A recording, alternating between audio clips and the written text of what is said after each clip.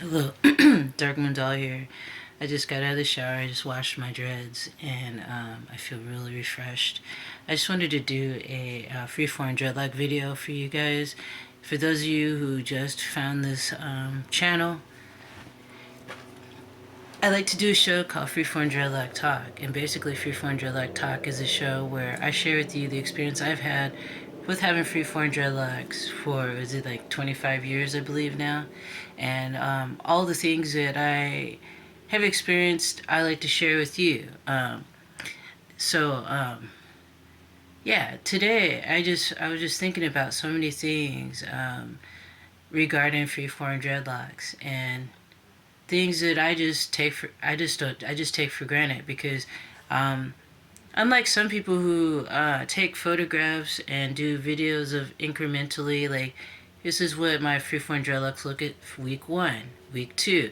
I didn't do any of that, and I've had my dreadlocks for all these years.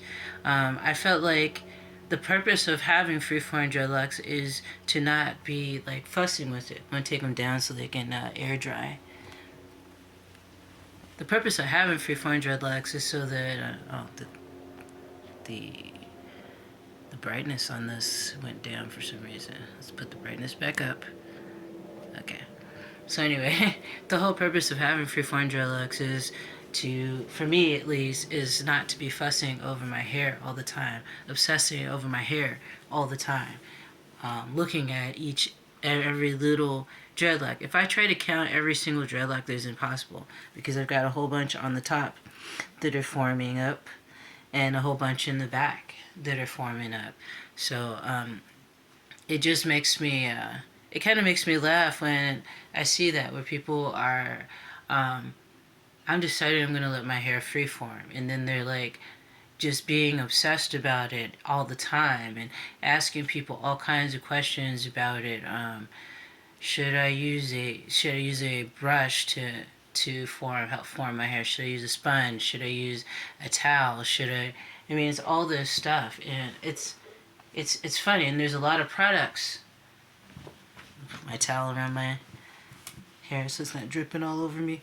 But people make all these products and sell them to those who don't realize that you don't need all of that.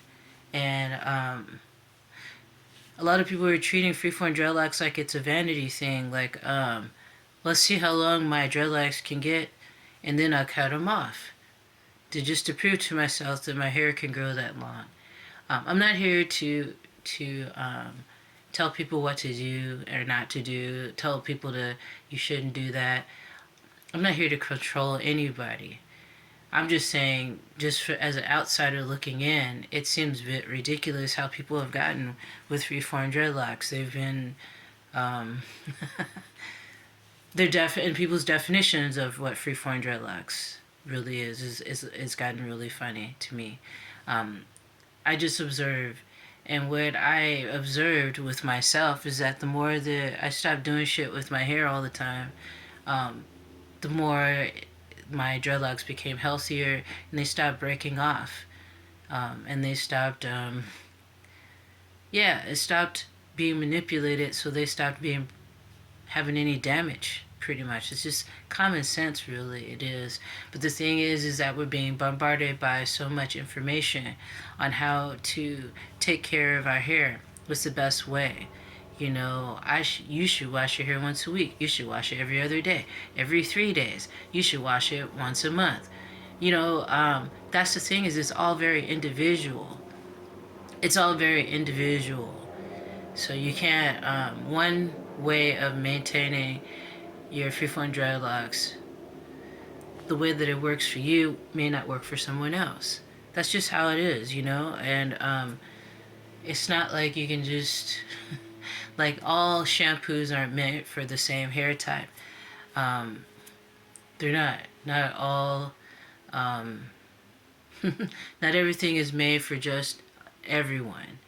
You know, they try to say I see some of the shampoos in the stores will say for all hair types, but that's not true. But anyway, yeah, I just keep things simple. And because I kept things simple, My hair is stopping. It's not falling out and shit. It's all growing in. I got a ton of new growth in the back, on the sides, on top, all over. Um, yeah. So when you like, when you're patient and you just are letting your hair do what it wants to do, that's when the health begins. Yeah, that's when the healing begins. I don't know if you could see the back of my head good enough. Trying to give you a perspective of how my hair is growing. So, yeah, it's freeform dreadlocks, and so they're dreadlocks forming freely. And so many people try to make this into such a difficult thing, a complex thing, but it's really not. It's about um, cleansing your hair and leaving it alone. And when it gets longer, knowing when to cleanse your hair, like in the beginning of the day, like in the morning or early afternoon for me, and then letting it. For me, I like to let my hair air dry.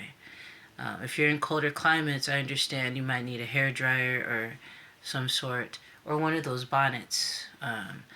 Even I want to get one of those bonnets, those hair dryer bonnets. Those are really effective.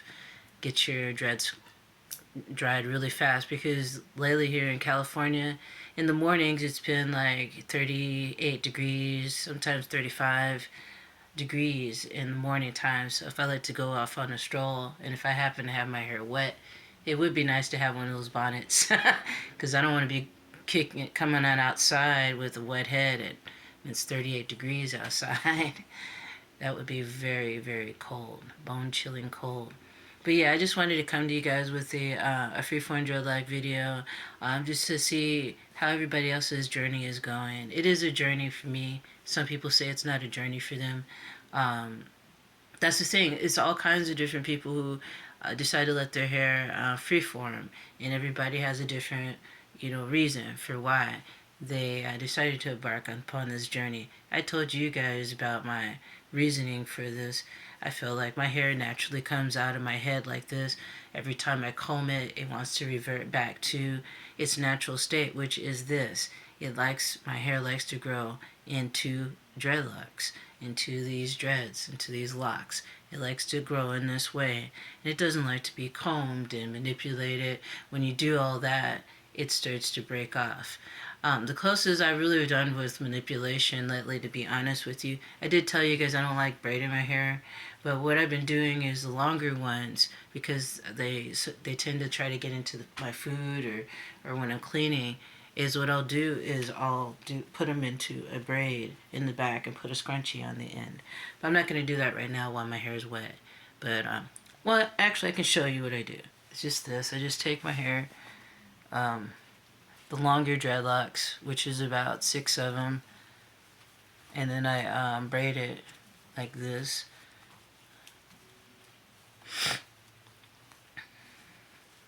Because I don't like my hair, and I could even leave it in the braid right now, actually, to tell you the truth, because the weather, even though it's cold in the morning, it gets really warm in the afternoons.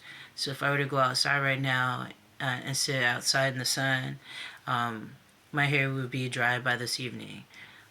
And this is what I've been doing. I've been basically just putting my hair in one loose braid. See? Just one loose braid. I don't know where my scrunchie is right now, of course. But yeah, and then pull it to the back. And then have this part out because, well, here's one that didn't go in. Really long one. But on the side, my hair is like little almost past chin length, and then these are the long ones, about 6 or 7 long ones up in there. So that's what I usually do lately. I've been putting it in a loose braid, and then I put it into a scrunchie on the end, or if I wanted to, I roll it up into a bun to keep my longer dreadlocks out of the way when I'm doing things, whatever, house chores, what have you. So yeah, this is what it looks like. I'll show you. I don't know if you can see it well in the back. That's what it looks like. But I'll roll it up like that. I can't, sometimes I'll sleep on the braid, but I will only sleep on it if it's down and not rolled up in a ball. But yeah, my hair is getting to that length to where it's not uncomfortable to sleep in one braid. And I like that. It's really nice. But yeah, what's happened is I just stopped. When you stop doing too much manipulation, this is as much manipulation as I'll do. If you do too much manipulation to your hair is going to break off and fall out and not be healthy. Also, you got to pay attention to what you're eating.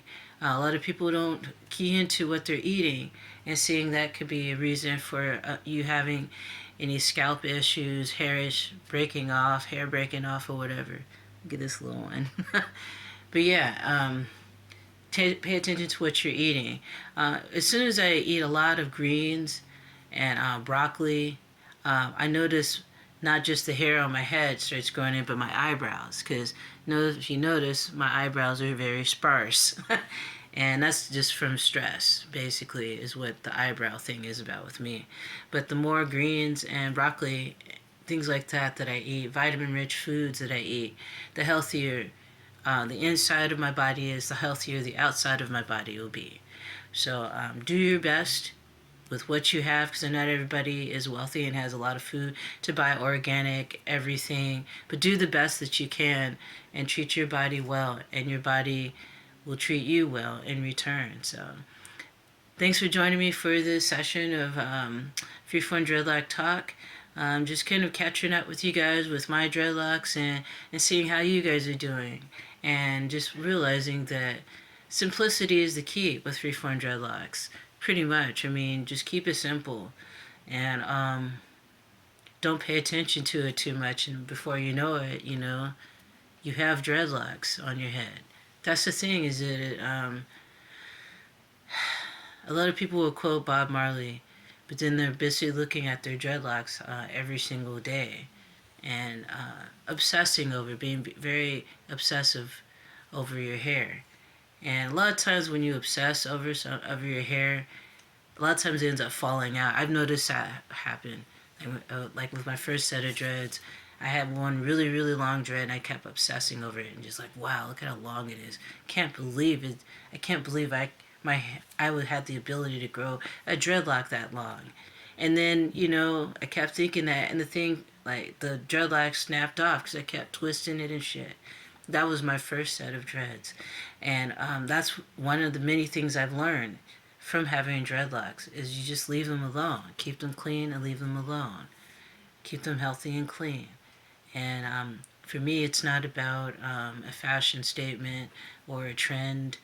It's a way of life. It's a way of me letting myself do its own natural thing, letting my hair grow out of my hair naturally, the way that it wants to. I mean, years ago, my mom told a beautician that I had the type of hair that doesn't grow, and that stuck with me for a long time in my life and really hurt my feelings. But as I got older, as an adult, I realized, of course, this is not true. Because if it was true, then my hair would not be growing. So, yeah, parents will tell their children things that may or may not be true, and that was untrue. So anyway, thanks for joining me for today's Freeform Dreadlock Talk. I hope you guys are having a good journey. I hope you guys are keeping your hair clean and dry, and not too dry to where it falls out. I've still been using the wild growth hair oil as well on my scalp. I just put it on there when I feel like I needed to massage it into my scalp, and it's mainly been in the front from my hairline, just to make sure to keep that going, in the middle of my head, in the back, and places where I feel like I need it the most. And I've noticed a big change in my hair, how the growth of it really, it's made my it seems like it's made my scalp well nourished with the simplisticness of the oils that they use in that concoction for the wild growth hair oil. So I don't feel the need to tell you any more about that, because if you want to know more, you can check out some videos I did about wild growth hair oil. I really like it. And if you want strong, healthy, long hair, that can help if you look into it. May not help for everyone, but it worked for me, and I still have a bottle and a half of wild growth hair oil. So it lasts pretty long because it's a really thick oil. So check out the videos I've done about wild growth hair oil, and that'll help you if you're having some problems with hair loss and things of that nature. Yeah, thank you so much for joining me. If you'd like to donate to this channel, you can go to my PayPal, Google Pay, or my Cash App. In exchange for your donation, I can create a one-of-a-kind piece of artwork for you, or I can create a video based on a topic of your choosing. With that said, brightest blessings to you all. I'll see you soon, and just keep things simplistic on your freeform dreadlock journey.